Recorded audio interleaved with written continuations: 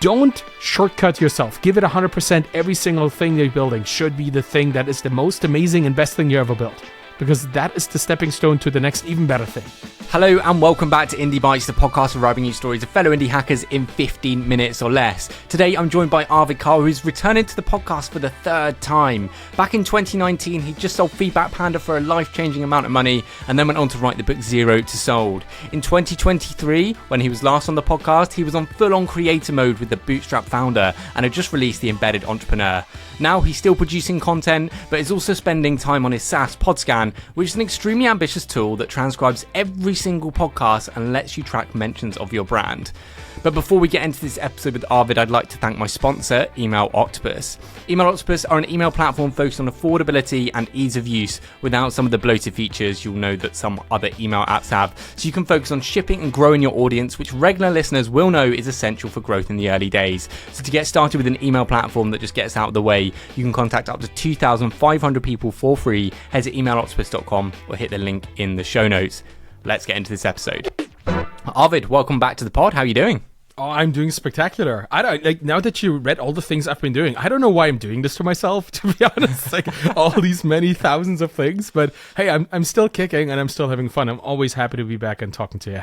It was quite interesting because last time we spoke, you said something like you didn't want to start another SaaS because it gave you some anxiety because of maybe the stress that you've gone through with Feedback Panda, although that was life-changing for you, and you were enjoying that phase of your life where you were doing the writing and helping other people. But now you're back in the SaaS seat, Arvid. How are you finding it? Honestly, building something that helps people do stuff is always enjoyable. Yeah. And even to the point where sometimes it is stressful to have like a database problem, right?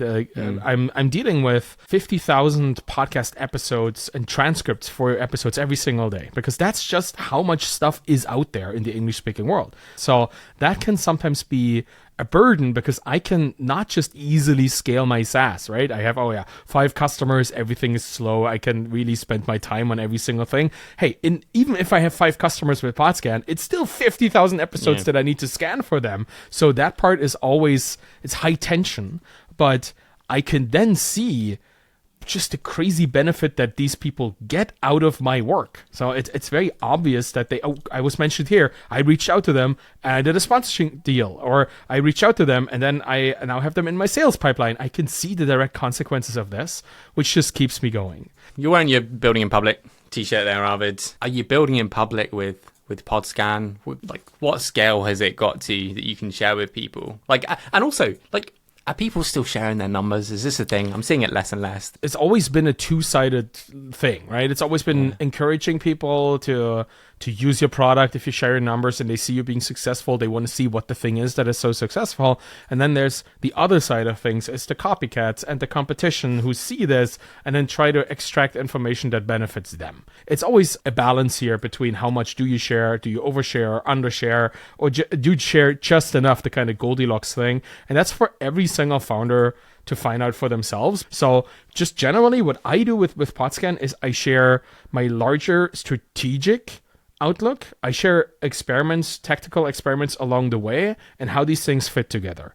I don't necessarily share numbers. I mean, I share states, right? Right now, I am just so close to being profitable. And that is exciting for a business like this that is hyper automated. You have been a solo founder for the last couple of years, doing your content and launching Podline and other things. With Podscan, you've got some help. How did that come about? How did Nick come on board and how has it been having someone as a co-founder?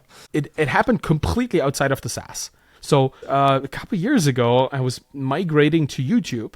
So I found Nick in my listenership, in my community, and he started helping me out with editing, with thumbnails and all that. And over time, I was like, Nick, I know you're a great designer. Can you help me maybe with this a little bit? Like, this landing page might need something. And look at this. And that just turned into fully fledged, hey, I have these 8 things that need to be done. Start. And it's probably been one of the smartest choices that I made so far, because I love being a solopreneur, and a lot of my thinking is around how can I do things without having to rely too much on external sources. But I think I'm reverting a little bit into hey, if you find people that can do the job well, you should just involve them. I'm curious then, Arvid, because this sounds like it started out as a contract relationship, but it now seems, I think you said co-founder in your almost co-founder, right? Almost co-founder. It's still a contractual relationship, and since the business isn't profitable yet, it's not an employment situation either. But that's something that I realistically, that's just what it's going to end up as, either a co-founder after the fact or a high-level employee situation. That's going to be. Now, Calm Company funding. Arvid, you're the bootstrapped entrepreneur. What are you doing dipping into that filthy funding? It was Tyler Tringus who talked to me about this, because I am invested in the Calm Company fund, in several of their funds. And Tyler came to me and said, like, hey, Podscan is a really cool idea. Do you think you need some initial support to keep handling this insane amount of data that is coming in? And I talked about this, right? I said 50,000 episodes coming in a day, and all of that requires AI, that requires GPUs, either on servers that I rent or just on platforms. It's all money that needs to go somewhere. And he was like, can we speed this up? Can we clean the backlog out faster if we just put some money into this? And I was like, I really want to bootstrap this though, because, I have the bootstrapfounder.com, like, we can't do this. But even in Zero to Sold, that was in 2020, I talked about there is venture capital, but there is bootstrap-aligned venture capital. And Calm Company has always been in there as earnest capital, and so has Tiny Seed, these kind of accelerators that put money in, get like a tiny share or even just a safe. They are trying to keep you aligned with the bootstrapping way, which is conserve resources, only spend what you need to spend, grow slowly, grow steadily, but grow reliably, instead of waste all your money on marketing and hope for the best and be one of the 100 things in somebody's portfolio. And that I liked. And I knew that with that came far fewer strings attached than with other venture capital, so I went for it. And it's been really helpful. So I wanted to, lastly, on Podscan, talk growth. What are you working on, Arvid? How are you marketing? What's your future plans for it? It's predictable and steady. And this is growth that has happened let's call it opening up the business. I talked about this on my podcast, and I had all my data kind of behind the paywall, right? Like, if you wanted to know the size of a podcast listenership, if you wanted to know demographics, if you wanted to know anything about the show, get the transcripts, you had to sign up, and you had to know it was there to be able to understand that you could get there. I recently flipped this because I was like, this is not sustainable. Like, my marketing as a founder, as the Bootstrapped Founder blogger, and as me on Twitter, that can only get me so far. Having people sign up for my software business that don't know me at all, that's like the crowning achievement of my marketing campaign.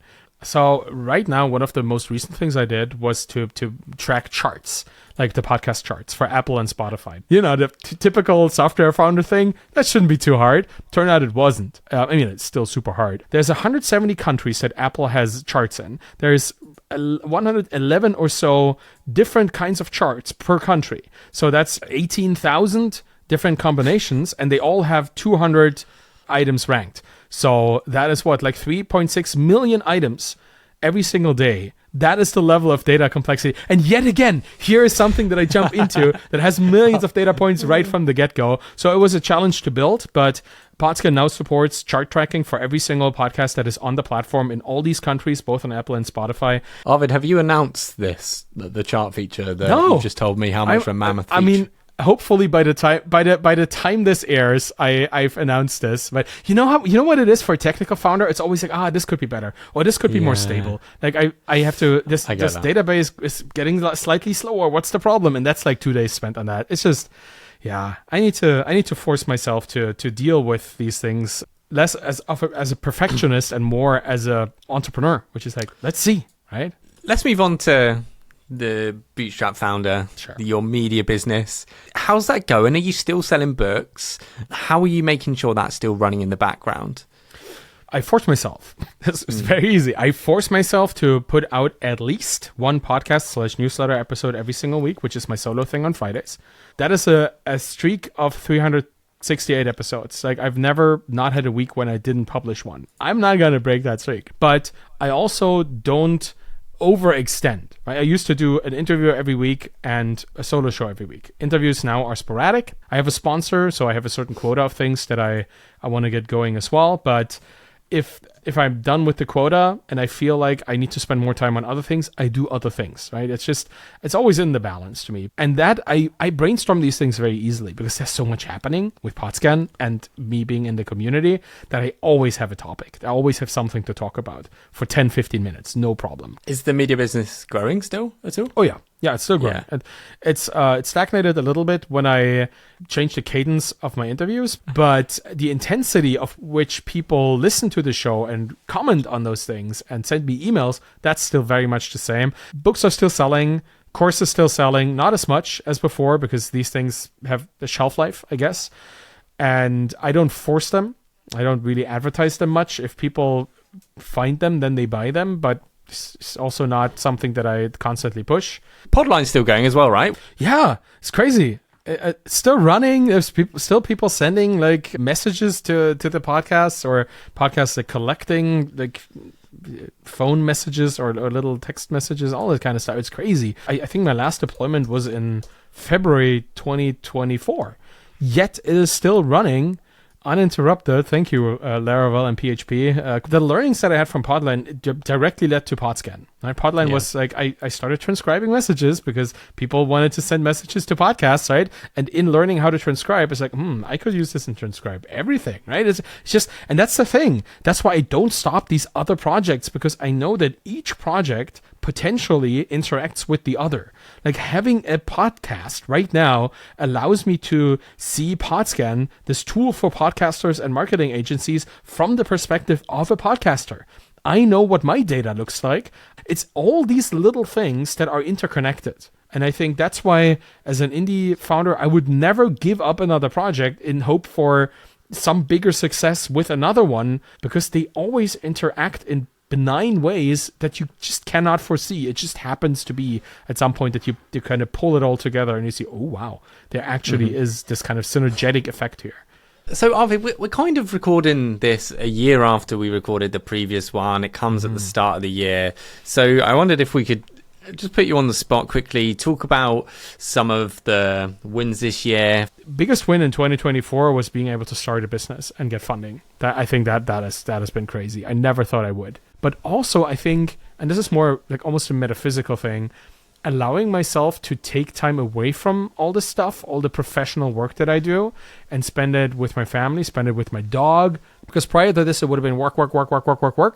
But now it's, well, where's that balance and where is it leading me, right? And I find now that I'm being 40, I want to be more conscious of what I spent my time on and what the ROI of this is. Yeah, I'd almost flip what you're saying on its head. Rather than like ROI on the things you do, more do things that don't have any monetary ROI, things that you can just enjoy and not feel guilty about doing.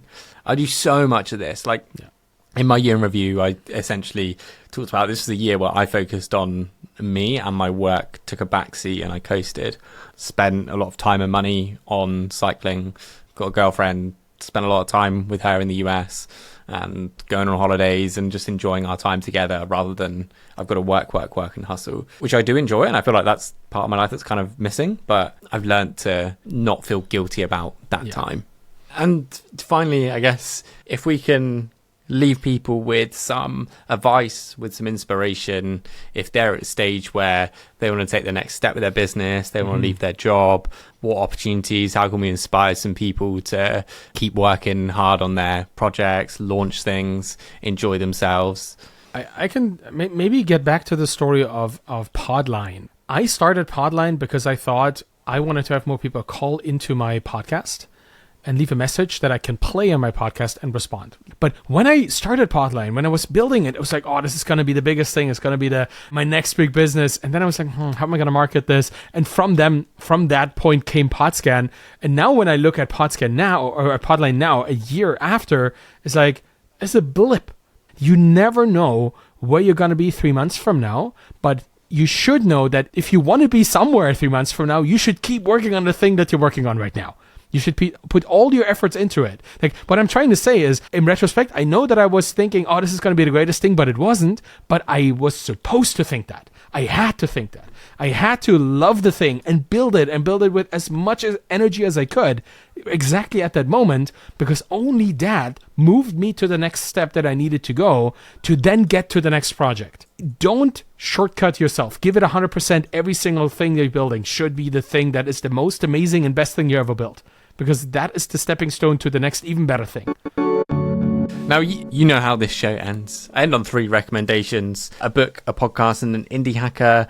The last 2 episodes, the books you've done are the Mum Test and the SaaS Playbook. Podcast, the Indie Hackers Pod, and then the Greatest Generation. Yes. And then Indie Hackers, Sergio Mattei and Tony Din. Okay, let me start with the book. I was just going to recommend The Court of Thorns and Roses. Like, dude, this book, like, this series has been spectacular because it has nothing to do with indie hacking, with software entrepreneurship. And there are great books out there. But reading fiction is just so enjoyable. It's just such a nice way to pull you out of this very cerebral, very thinky business technology world and move you into a much more emotionally charged, let's just call it that, fantasy world where other things are important, and you see that other people's problems, even if they're fictitious, they're also problems. They're also real. Yeah. It just gives you a different perspective. And I say this as a nonfiction author. Okay, podcast you've been listening to.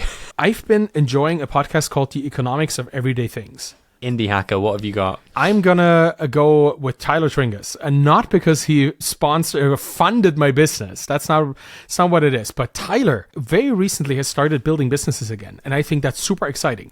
Arvid, thank you again for being an incredible guest, a great friend, and I guess we'll do this same time next year. Yeah, same time next year. See you around. Okay. Thank you for listening to this episode of Indie Bites, and a big thank you to my sponsor, Email Octopus, for making the show happen. That's all from me. See you in the next episode.